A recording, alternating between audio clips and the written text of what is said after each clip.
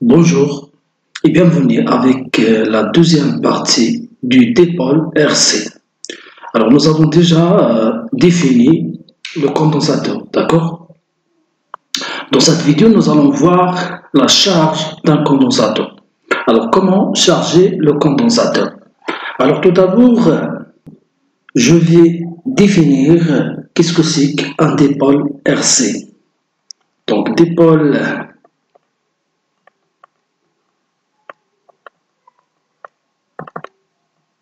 RC, alors, association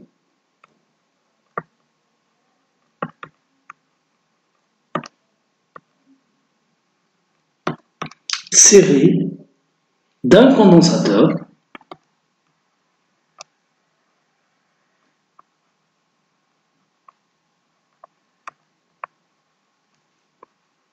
de capacité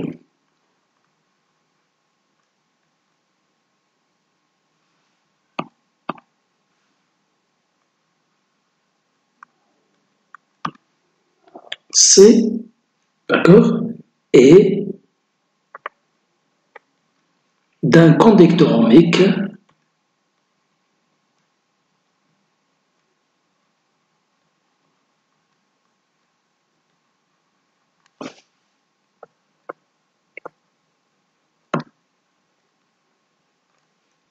de résistance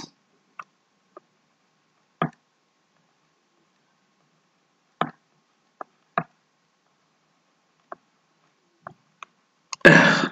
Alors on passe à la charge. Pour étudier la charge d'un condensateur, on doit tout d'abord représenter, d'accord, un circuit électrique contient un condensateur et un conducteur ohmique et aussi un générateur. D'accord? Voilà le circuit électrique. Voilà le circuit électrique.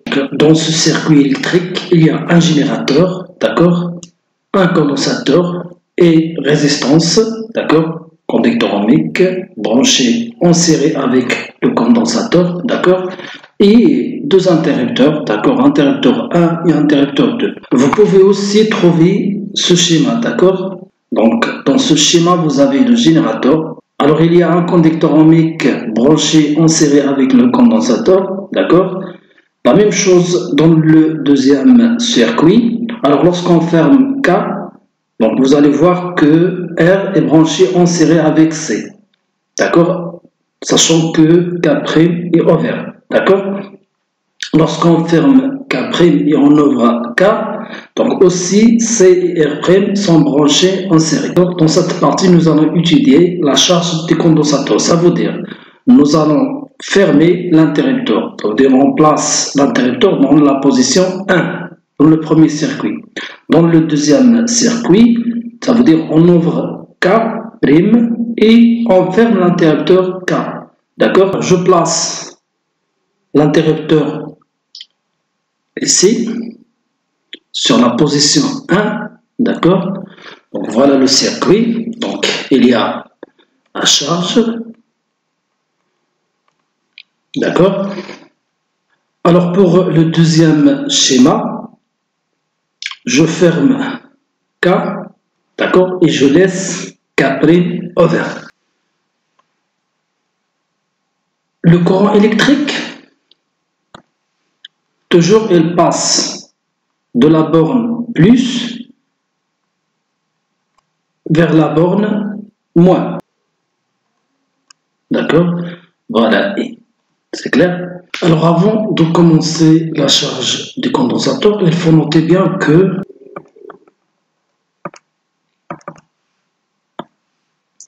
lorsqu'on charge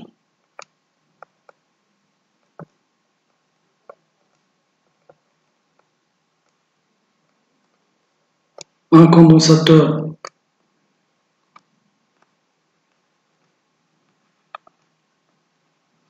par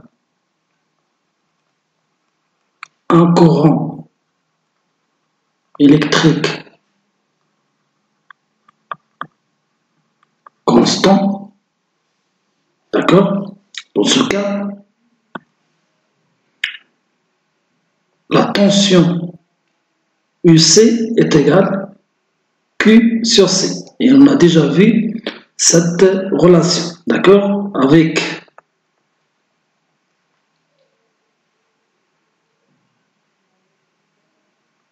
I est égal Q sur delta T.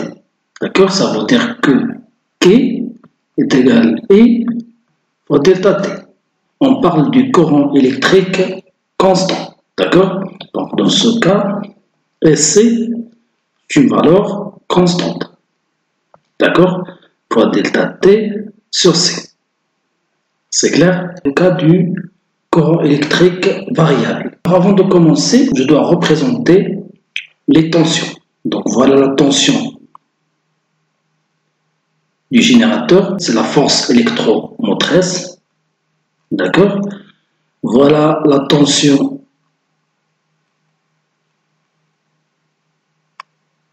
UC des condensateurs. Alors puisque le condensateur est un récepteur, donc par convention, le sens du tension est opposé du sens du courant électrique. La même chose pour la résistance, c'est un récepteur. Donc voilà. Donc UR est de sens inverse que le courant électrique. D'accord? Donc la même chose ici. UR, d'accord? Pour le cas de la charge. Alors maintenant, on va appliquer la loi d'additivité des tensions. D'après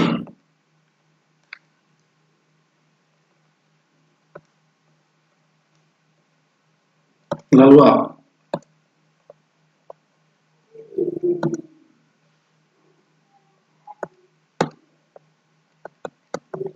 d'additivité des tensions,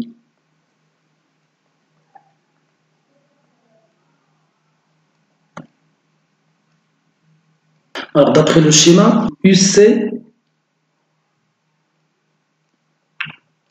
de même sens que UR, plus UR, et de sens inverse avec E, ça veut dire moins E, est égal à 0.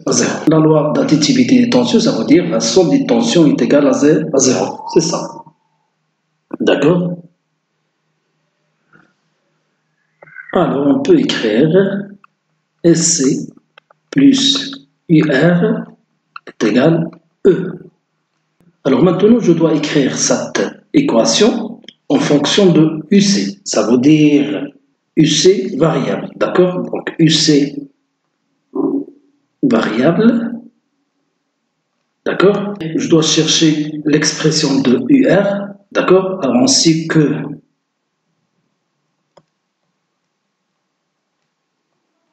UR est égal R fois I de T, d'accord, ça veut dire, parce qu'on parle du courant électrique variable, d'accord, est égal R fois dit Q sur D de T, car I de T est égal dit Q sur D de T, d'accord, et ainsi que Q est égal C fois UC, alors UR est égal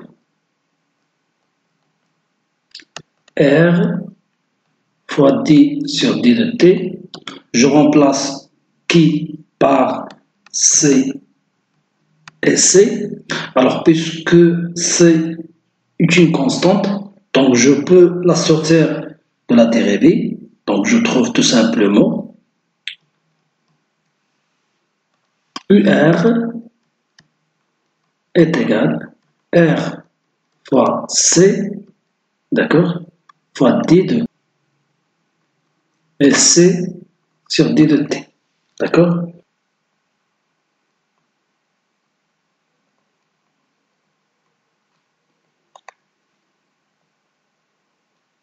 Alors je remplace dans l'équation différentielle, d'accord, ça veut dire cette équation, je trouve Donc, UC plus UR qui est égal R fois C fois D de U de C sur D de T est égal E. Alors, je peux écrire D de SC sur D de T plus 1 fois RC UC est égal E sur R fois C. Donc voilà, et j'ai trouvé tout simplement l'équation différentielle en fonction de UC. Maintenant, en fonction de qui? D'accord? Donc, je remplace tout simplement UC par qui sur C. Donc, je remplace dans l'équation différentielle UC par qui sur C. Donc, qui sur C plus UR qui est égal R fois I. D'accord? Sachant que I est égal tout simplement D de qui sur D de T. D'accord? Est égal E. C'est clair? Donc voilà. Donc je divise par R. Je trouve tout simplement D de qui sur D de T. Alors lorsqu'on divise par R, je simplifie par R plus qui sur R fois C est égal E sur R. Donc voilà, j'ai divisé ici par R, donc qui sur R fois C, et C par R, donc je simplifie par R, et C par R, donc E sur R. Alors l'équation E R,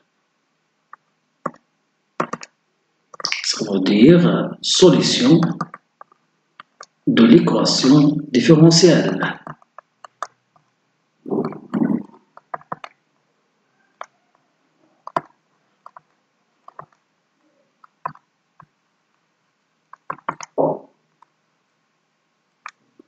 D'accord? Alors on considère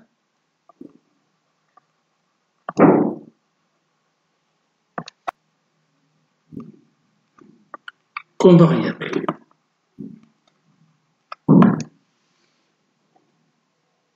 la solution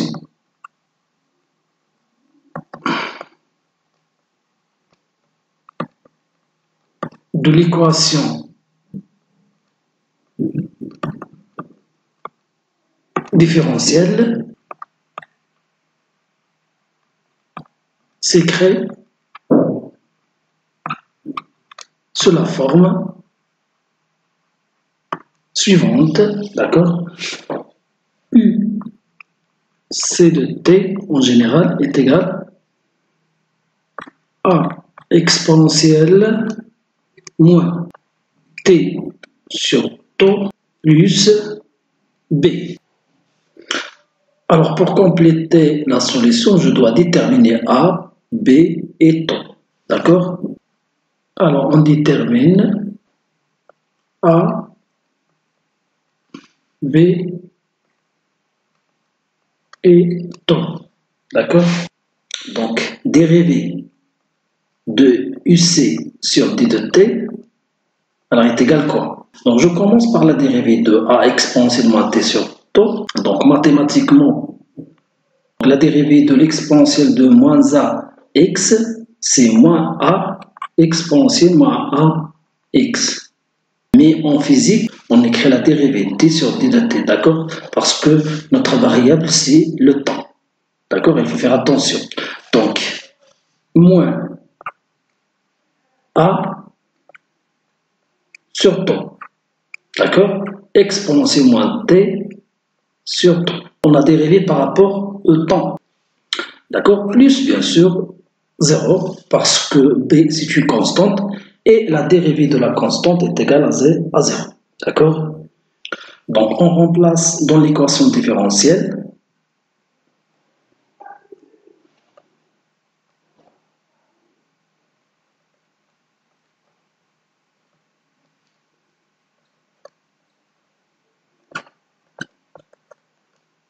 D'accord?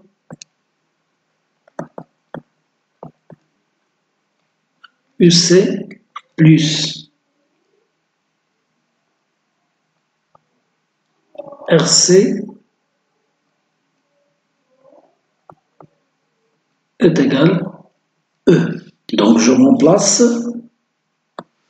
UC par A exponentiellement T sur tau plus B, d'accord, plus R fois C fois la dérivée de UC sur D de TC, moins, donc fois moins A sur tau exponentiellement T sur tau est égal E. Donc vous avez ici l'exponentiel et ici l'exponentiel. Donc aussi A. Donc vous avez ici A exponentiel et ici A exponentiel. Donc je peux factoriser par A exponentielle moins T sur tau. Donc est égal ici, elle reste 1. Donc vous avez ici moins, donc moins RC. D'accord? Ce qu'on a factorisé par, voilà, et voilà, donc elle reste ici 1 et ici moins RC sur tau. D'accord? Plus B est égal E. Alors on peut écrire A exponentielle moins T sur tau, d'accord, facteur de 1 moins RC sur tau, d'accord, donc est égal E moins B. Cette égalité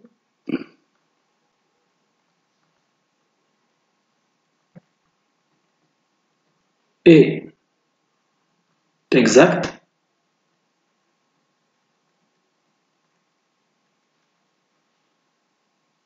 si, quel que soit t, ça veut dire quel que soit t, l'exponentielle est toujours supérieure à 0. Ça veut dire toujours différent de 0. D'accord? Voilà. Donc je peux écrire, quel que soit t, deux équations. 1 moins RC sur tau est égal à 0. Et la deuxième équation, E moins B est égal à 0. Alors,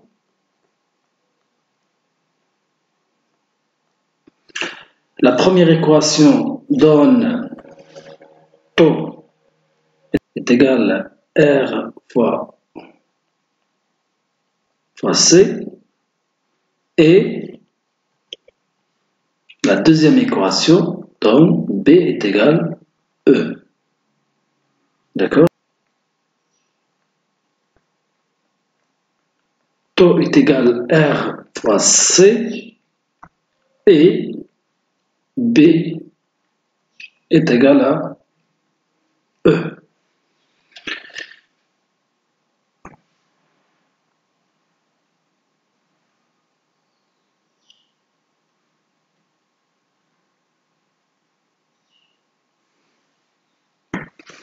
Alors maintenant, je dois chercher l'expression de A.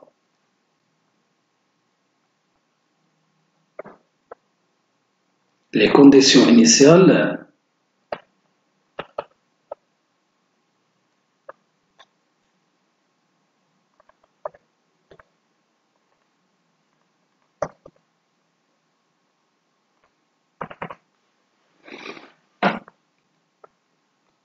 AT est égal à 0,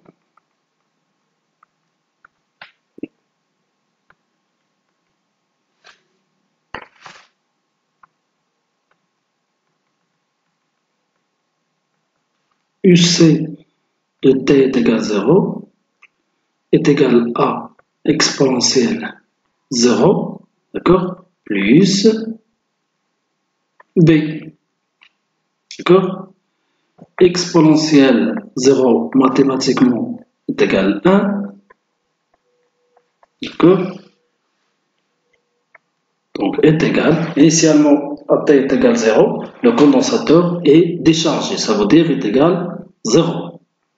Donc la tension aux bornes de condensateur est égale à 0, à l'instant t est égal à 0. D'accord. Donc A fois 1 c'est A, plus B est égal à 0. Donc je trouve que A est égal à moins B est égal à moins E.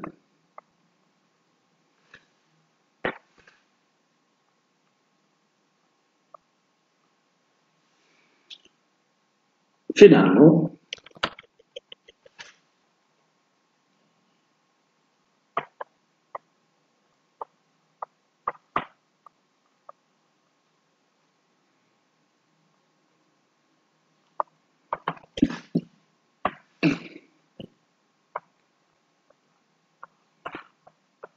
SC de T, je remplace A par moins E,